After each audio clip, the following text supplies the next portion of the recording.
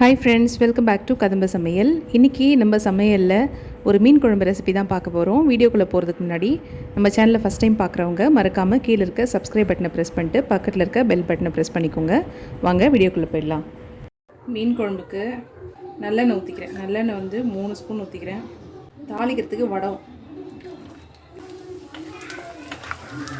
சும்மா கொஞ்சம் பொரிச்சதுக்கப்புறம் சின்ன வெங்காயம் வந்து உரித்து இந்த மாதிரி தண்ணியில் போட்டு வச்சுருக்கேன் கழுவுறதுக்காக.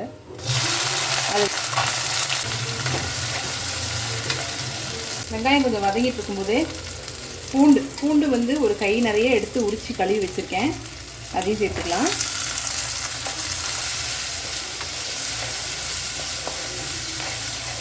இதோட வந்து சும்மா ஒரு 10-12 மிளகு சேர்த்துக்கலாம்.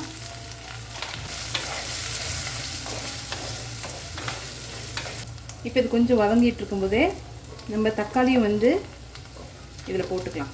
நல்லா பெருசாக 2 தக்காளி எடுத்திருக்கேன். தக்காளி வந்து நல்லா 2 தக்காளி சேர்த்துட்டு புளி கூட கொஞ்சம் கம்மி பண்ணிக்கலாம். அந்த மாதிரி செஞ்சோன்னா நல்லாயிருக்கும் குழம்பு. இதை எடுத்து இப்படி நசுக்கின மாதிரி புளிஞ்சு விட்டுக்கலாம். இது நல்லா கிண்டி விட்டுக்கலாம். இது வதங்கிறதுக்காக கொஞ்சம் உப்பு சேர்த்துக்கலாம்.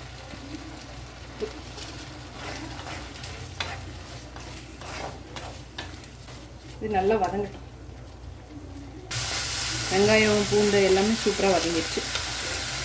ஒரு 1/2 டீஸ்பூனு மஞ்சள்தூள், ஒரு 1/2 டீஸ்பூன் அளவுக்கு மிளகாய்த்தூள்.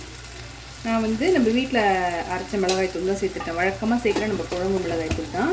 நீங்கள் தனித்தனியாக சேர்த்துக்கிற மாதிரி இருந்தீங்கன்னாக்கா ஒரு 1/2 டீஸ்பூன் வந்து தனி மிளகாய்த்தூள் சேர்த்துக்கோங்க. 3/4 டீஸ்பூன் இல்லை 1 டீஸ்பூன் வந்து தனியாத்தூள் சேர்த்துக்கோங்க. இது சேர்த்து அடுப்பு ஃபுல்லாக கம்மி பண்ணிவிட்டு ஒரு பரட்டிக்கலாம். புளி வந்து ஏற்கனவே ஊற வச்சுட்டேன், அதை வந்து இதில் கரைச்சி இப்போ ஊற்றிக்கலாம்.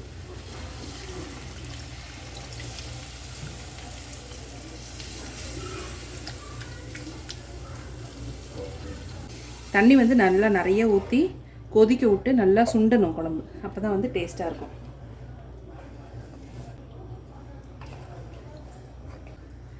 அவ்வளோதான். இப்போ இது நல்லா கொதித்து சுண்டி வரட்டும். இப்போ குழம்பு நல்லா சுண்டிடுச்சு.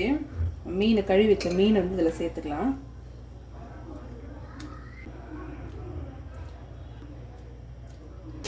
மீனை சேர்த்ததுக்கப்புறம் ரொம்ப கிளறக்கூடாது. அப்படியே சும்மா லைட்டாக ஃபுல்லாக குழம்புல மூழ்கிற அளவுக்கு இப்படி பண்ணிவிட்டு மூடி வச்சிடலாம்.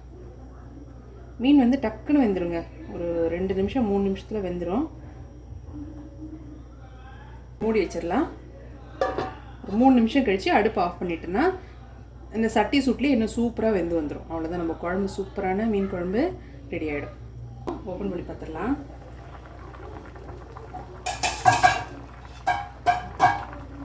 சூப்பராக வெந்துருச்சு. இப்போ அடுப்பு ஆஃப் பண்ணிடலாம். அடுப்பு ஆஃப் பண்ணிட்டேன். அப்பயும் வந்து எப்படி கொதிச்சிட்ருக்கு பாருங்கள். இது சட்டியில் வச்சாவே ஒரு அந்த ஹீட் வந்து அப்படியே தாங்கும்.